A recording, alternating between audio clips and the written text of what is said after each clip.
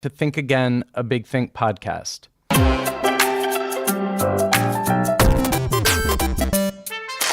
Every time he sees a triangle these days, my 10-year-old son points and says, "The Illuminati." This is a meme that he and all his friends have absorbed from YouTube. It's interesting that several centuries after the Illuminati first appeared as basically an idealistic secret boys' club followed by the Freemasons, these kinds of shadowy organizations still exert so much power on our imaginations. That's because power doesn't always come in the shape of queens, presidents, CEOs, or members of parliament. Often it exists in the more or less invisible relationships between people. My guest today is renowned historian Niall Ferguson. His new book, The Square and the Tower, Networks and Hierarchies from the Freemasons to Facebook, looks at the two ancient power structures that continue to move the world today. Welcome to Think Again, Niall. My pleasure. So is YouTube wrong? Are secret organizations not, in fact, running everything? Well, it would be probably going better if they were, but the sad truth is that they're not. The Illuminati don't exist anymore. I checked. There are other organizations that are occasionally attributed with great power behind the scenes. The Bilderberg Group, the World Economic Forum, the Rothschilds, George Soros, I could go on. The conspiracy theorists are quite creative in the ways that they explain the world. But when you encounter those organizations and people, it's a little disappointing to find that they aren't in control at all. In fact, they're these days in an almost permanent state of anxiety because the world is so clearly not under their control.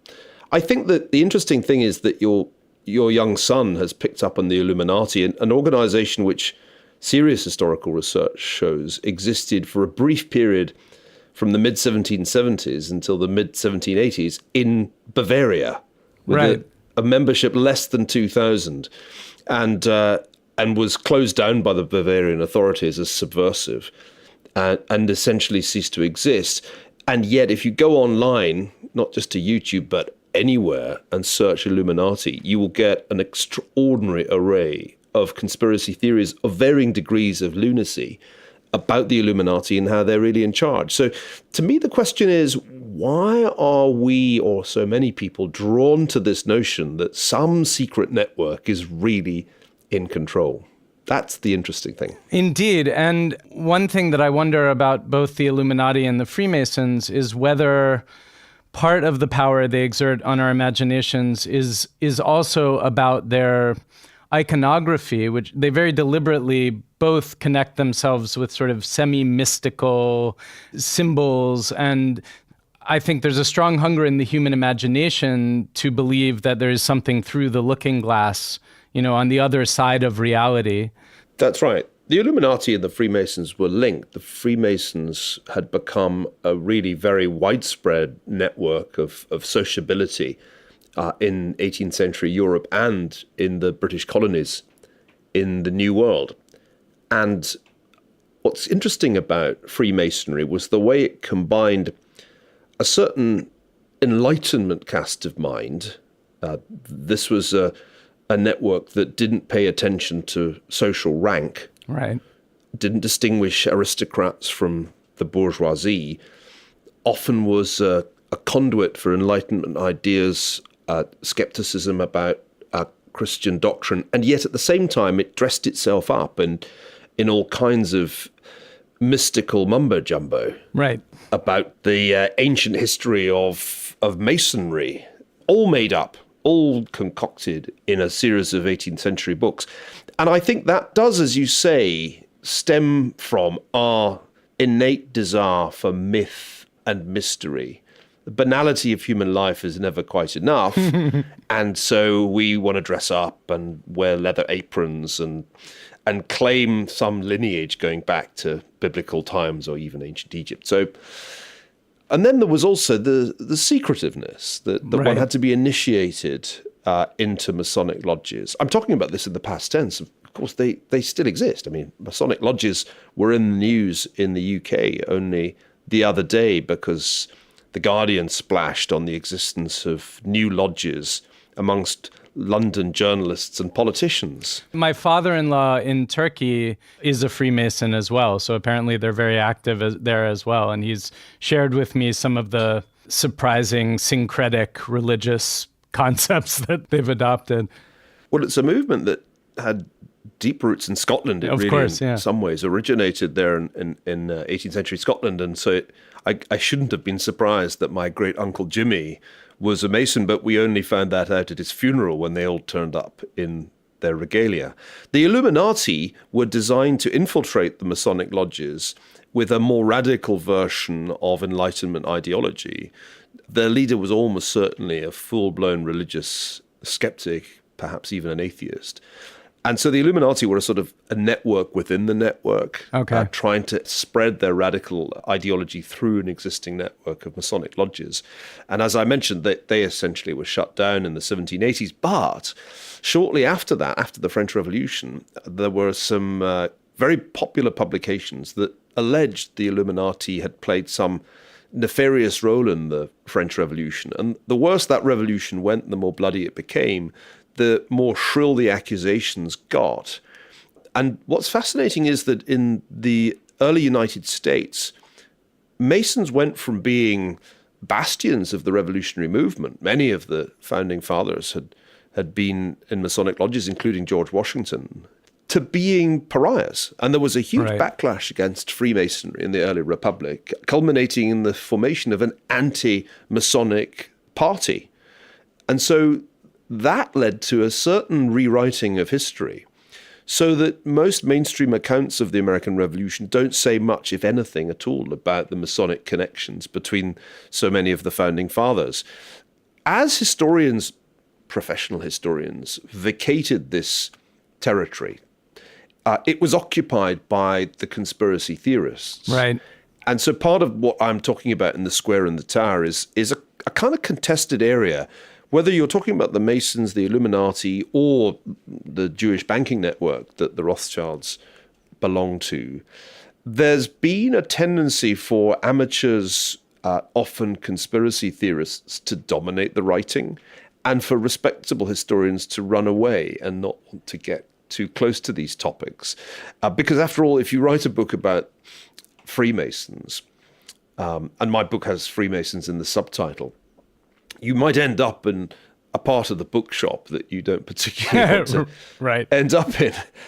So it's been, to my mind, a fascinating thing that social networks, some secret, some not, have been neglected by respectable historians who much prefer to go to state archives, national archives, and work with the documents that hierarchical things like governments leave in a nice, orderly state. And that, I think, has led to a great skew in the way that we think about the past, because the historical profession privileges hierarchical structures like states and corporations, and it neglects anything that the conspiracy theorists have got their hands on.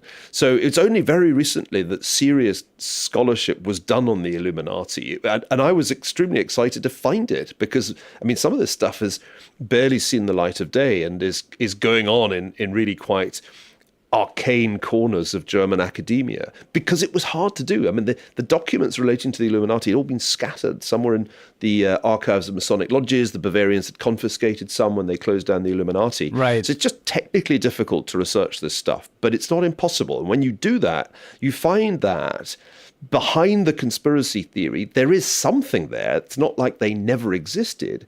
It's just that what existed is in really stark contrast to what you'll find in Dan Brown's novels. So there is this ongoing relationship between networks and hierarchies throughout history.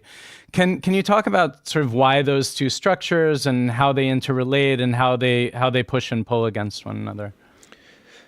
Well, I should, I suppose, be frank that the title, The Square and the Tower, deliberately creates a false dichotomy in the mind of the reader. A dichotomy between the square where social networks happen and the tower where hierarchical structures of power reside. And the book then leads you to the revelation that it's a false dichotomy, and that actually what we're really talking about is a continuum of different forms of human organization, all of which are networks. It's just that some networks are very hierarchical and some are very distributed or decentralized. That's the real story. But I think instinctively most readers, unless they've already dipped their toes into social network analysis or any branch of network science, get the idea that there's a difference between a hierarchical organization and a social network. Right. Calling it the square and the tower helped for me because it took me on a sentimental journey to the town of Siena in Italy, where the juxtaposition of the square and the tower is extraordinarily stark as well as rather beautiful. You've got the Piazza del Campo, famous for the horse races that they run there, but also the place where the local people socialize and occasionally trade. And then you've got the Torre del Mangia, which is this enormously thin, tall tower that overshadows it, and at one time housed the government of Siena. So the dichotomies in the realm of network science, it's a false dichotomy. It's all about networks. But in terms of how we think about history, it's a real dichotomy. And that's why I decided to start there, begin with the distinction, even tell a sort of story against myself by admitting that I'm really a networks person and not a hierarchy person at all, and then lead the reader into this slightly more technical literature, which I find completely fascinating, so that by the end of the book, you get everything in which humans are working together is a network, and every network can be graphed. Right. It's just that some networks are distinctly more hierarchical in their architecture than others, and that's really the key analytical insight. What role does corruption, the idea of corruption, play here in terms of the fluidity or the spectrum between what we think of as more purely hierarchical and more network structures? A good way to think about this is the contrast between an ideal free market and a social network in which simple supply and demand are not predominant. Let me try and dig a little deeper there. In the world of Chicago economics, or indeed the classical economics of Adam Smith, the human being is an individual with a utility function, and in markets, human beings meet and they exchange. Some exchange their labor for wages, others are swapping one form of goods for another. Right. And ultimately, cash is king, and in the free market, prices are set by supply and demand. Very rarely, and by the way, Adam Smith acknowledges this in The Wealth of Nations, very rarely is that what the real world is like. Very often, we make decisions about the allocation of resources on the basis of our social network, within which we may privilege family, friends. Chinese have a word for this, guanxi, the notion that ultimately it's connections that matter more than the fairness that's implicit in a free market. Another way of thinking about this is in the realm of education. Ideally, an educational institution, an elite one like Stanford, where I'm sitting, would select students on the basis of their ability without regard for any other considerations. But anyone who's spent any time at a major American university knows that admissions are not done that way, and that guanxi, in the Chinese term, that connections do play a part in who gets to study at an elite university. And so that is a kind of corruption. And I think the very notion of corruption, the way that you use the term, originates in liberalism, in classical liberalism. It originates in a kind of complaint that resources were not being allocated fairly, either through the market or through merit. They were being allocated on the basis of favoritism, of privilege, in other words, of social networks. And so that, I think, is an extremely important reason why, over time, a suspicion of networks became entrenched in, particularly in the English-speaking world, where there's a sense, which is, I think, integral to Anglo-American liberalism, that the world ought not to be run by cozy networks. It ought to be a transparent place where fairness and merit prevail.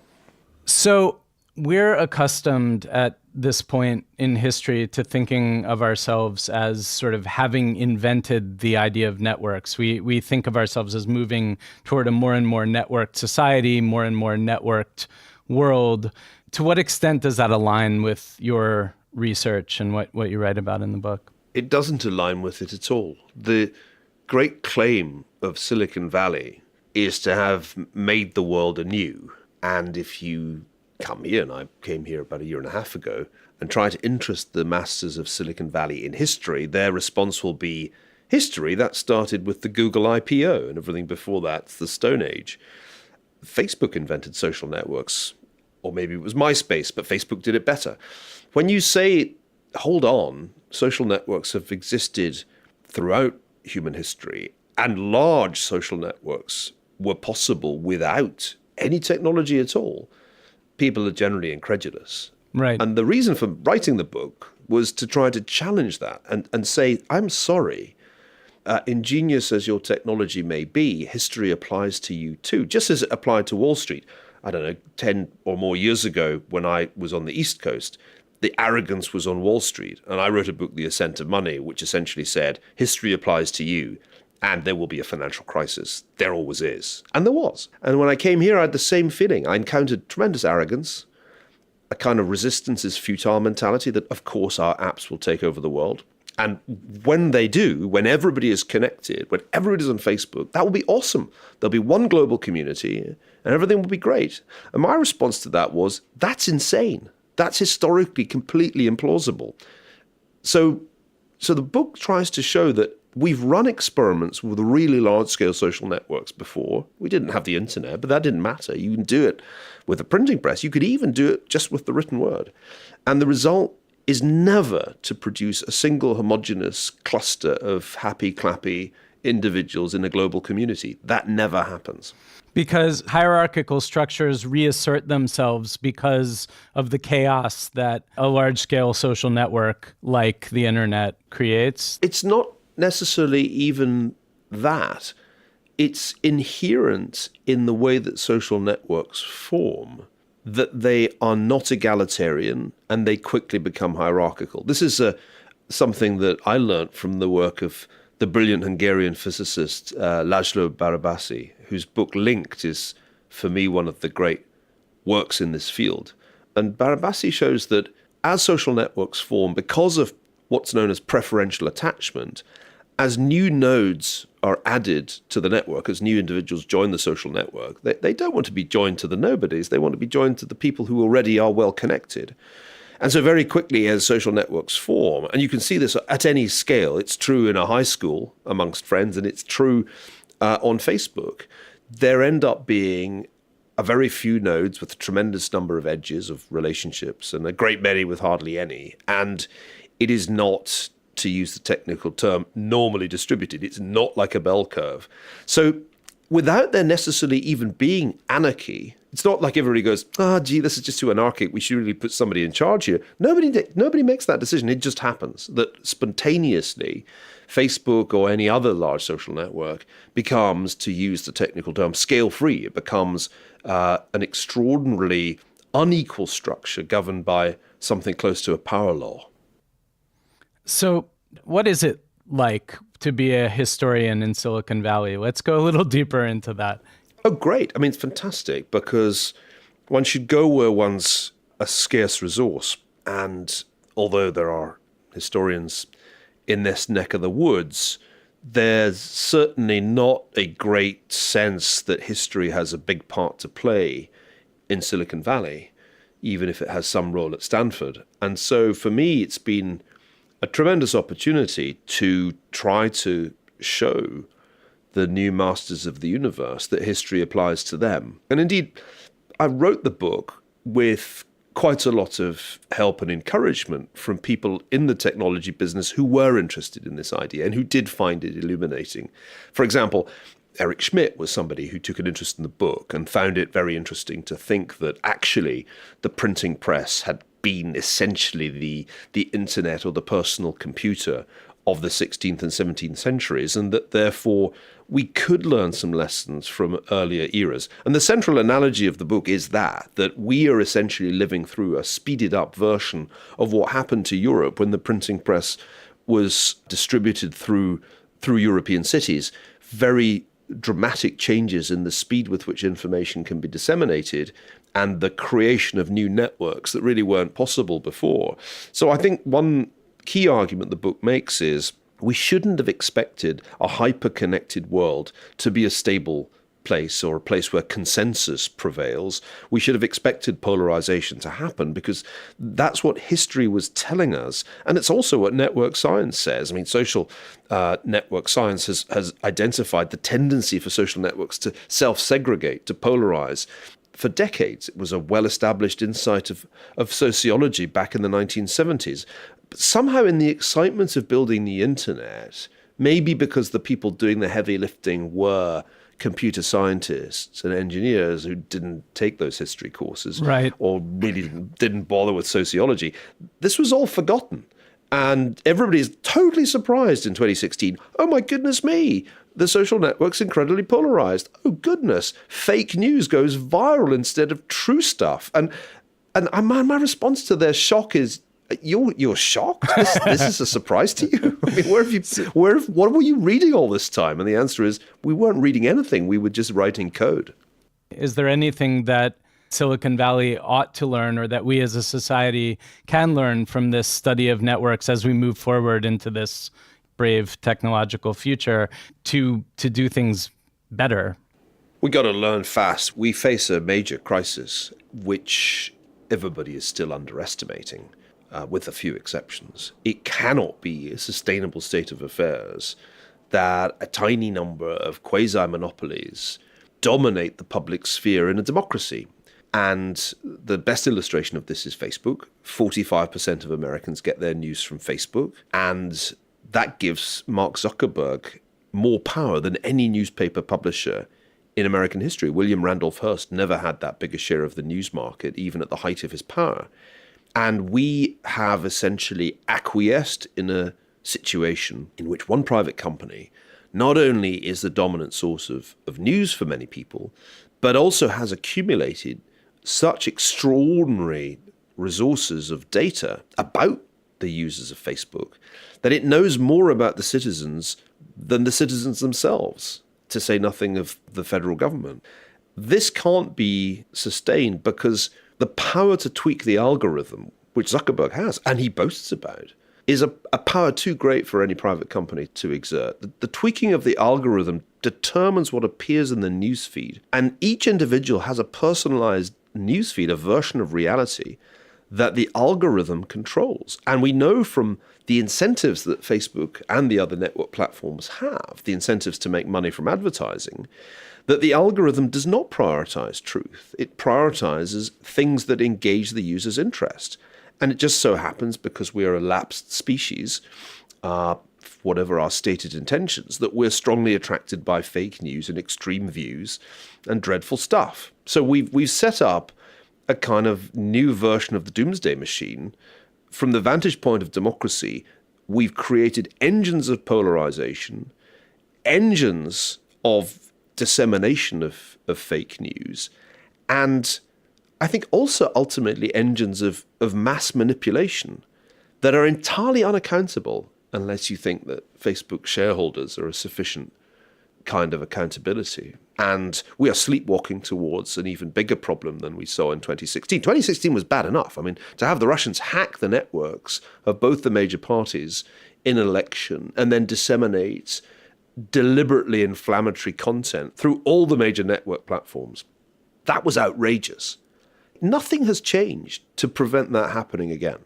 I think until people get their heads around the problem that has been created, I think the problem was not the result of malice. I think in some ways the people who built Facebook were well-intentioned. The trouble is that good intentions aren't enough. If the net result is the creation of something this powerful, there needs to be some response. The trouble is that people who make regulations, legislators and regulators in Washington, I think are unequal to the task of fixing the problem. And so what happens is Facebook and Google rain money on Washington to avert any kind of regulation that would impede the money that they're making. And the people in Washington in the swamp nod when Mark Zuckerberg says he's going to fix Facebook. They all nod sagely. Well done. But that is not going to fix the problem. It is simply going to be a PR exercise designed to make us lapse back into acquiescence.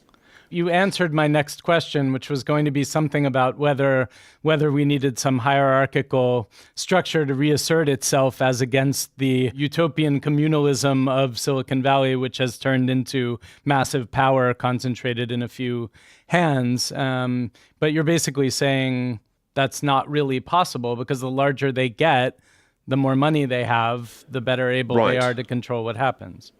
Scott Galloway at New York University has just published a long essay in Esquire arguing for the breakup of the big tech companies. And he's somebody who knows the tech industry very well indeed. So it's quite a remarkable step for him to take. I don't think it's going to happen.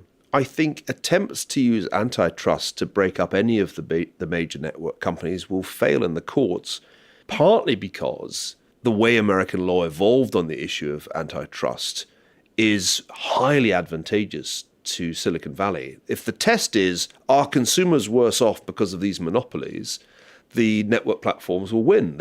Amazon will say, we're great for consumers. Stuff is cheaper thanks to us. Books are cheaper thanks to us. And the case it'll last less than a day before it's thrown out. The other problem is the money. I mean, the sheer resources that these companies can deploy in lobbying can't be overstated. So while I can see antitrust getting ahead of steam, not only amongst progressives, but now with the likes of Scott Galloway weighing in, I don't think it'll happen. I don't think it'll happen, certainly with a Republican administration in Washington, because antitrust is just not a Republican thing. I think the most that can happen is that if nothing else, the regulatory playing field needs to be leveled, because there's a huge anomaly at the heart of the American system, which dates back to the mid-1990s, when it all seemed like startups and cyberspace was a libertarian utopia. In that legislation, the Communications and Decency Act, Title 230, network platforms, technology companies were exempted for liability for any content that appeared on their websites, unlike traditional publishers who are liable when they publish political content and who are subject to some regulation. And I think the exemption that Silicon Valley got itself back then from any kind of liability for the content on their platforms has to go.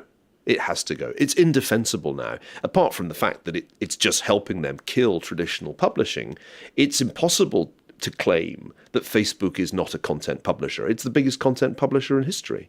So we got to get rid of that. And I think that's eminently within the scope of a conservative interpretation of how the economy should be run. We should believe in a level playing field. There isn't one. At the moment, it's completely skewed in favor of Silicon Valley. So that seems to me like the way to go, because once you create liability for content, then a world of legal jeopardy exists for Facebook. And it's no longer able to say, oh, it was Russian content. Oh, we're sorry. The algorithm didn't spot that.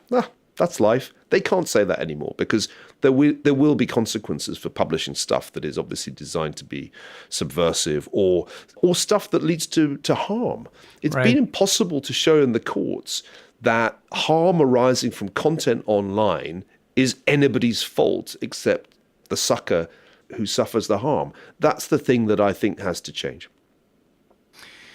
I think this is a good moment for us to careen off in a completely different direction. This is the second half of the show, in which Niall and I will watch surprise clips from Big Think's archives on subjects that we are not necessarily prepared to discuss. The first one here is Derek Thompson, who's a senior editor of The Atlantic, and it's titled Decoding Popularity: Why Successful People Don't Try Appealing to Everyone's Tastes. And just before that, I want to tell you about ZipRecruiter, our sponsor. Hiring, every business needs great people and a better way to find them. Something better than posting your job online and just praying for the right people to see it.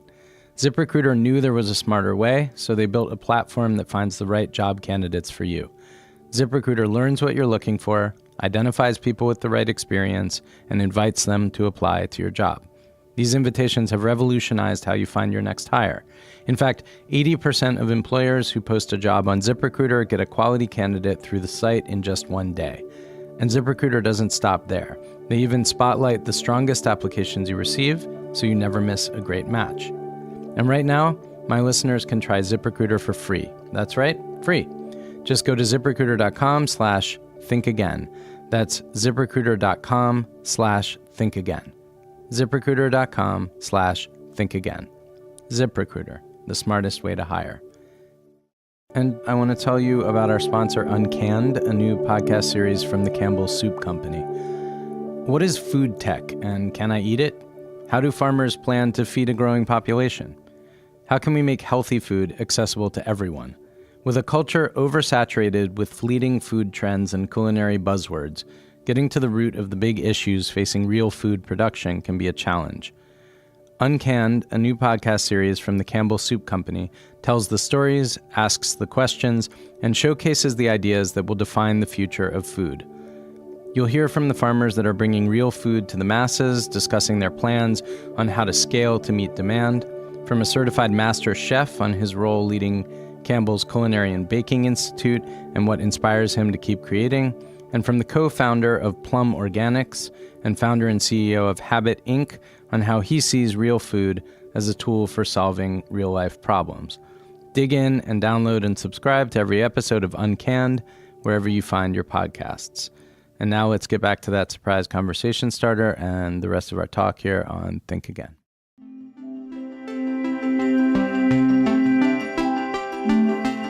I think that we have a terrible misconception about popularity. I think that often we define popularity in a majoritarian way. We say that in order for something to be popular, most people have to like it. A majority of the population has to like it. But think about this. If a book sells 1 million copies in a year, it is a runaway bestseller that by definition, 99.5% of Americans did not buy. The biggest movie of 2016, Rogue One, the Star Wars film, made enough money for about 35 to 40% of American adults to have bought a ticket and seen it. That means the vast majority of Americans did not see the most popular movie. You could say the same for television. You could say the same for music, that lots of things that we consider popular are not majoritarily popular at all. They aren't mainstream by this old-fashioned definition. Instead, they are cults. That culture itself is cults from top to bottom. It is increasingly, in this moment now where the mainstream has been completely shattered and has been totally nichified, that culture is cults all the way down. And I think that in thinking about this from a marketing standpoint, and you're thinking about your total addressable market, your total addressable market is not America. It's not the world. It's not any enormous group of people. Your total addressable market is probably really, really small. And rather than go big with a general message that you hope is going to embrace everybody, rather embrace the idea that the mainstream is dead, that it's all cults, and that you have to find your cult and hit them very, very clearly with a message that is cultish, that says you are special because the mainstream is wrong. Remember, that is the definition of what cultish thinking is. It's a positive rebellion against an illegitimate mainstream. So in order for people to feel like a message is reaching them, it helps for that message to tell them not only who they are, but who they're not, how they are different, how they're special, and how the vast majority of people, how the amorphous mainstream doesn't get them. I sometimes talk about this as online, in terms of online marketing, as the Tokyo example. I went to Tokyo 2 years ago, and a friend who was telling me about how awesome Tokyo is said, there's this great bar that sells amazing Japanese whiskey and also vinyl records. And I was like, what a strange idea for a place to only sell vinyl records and whiskey. And he said, yeah, it does sound weird, but remember that Tokyo is a metro area of 35 million people. So even if the store only applies to like 0.5% of the Tokyo metropolitan population, it's still an incredibly popular store. So the internet is Tokyo. The internet is this infrastructure that is connecting billions and billions of people. And you don't need to reach all of them all at once in order to make something that's popular. In fact, it makes much more sense to try to reach 0.01% of them with a message that is really clear and very specific and very special, and understand that even if I get this microscopic percentage of the total addressable market to love what I'm doing, that is popularity.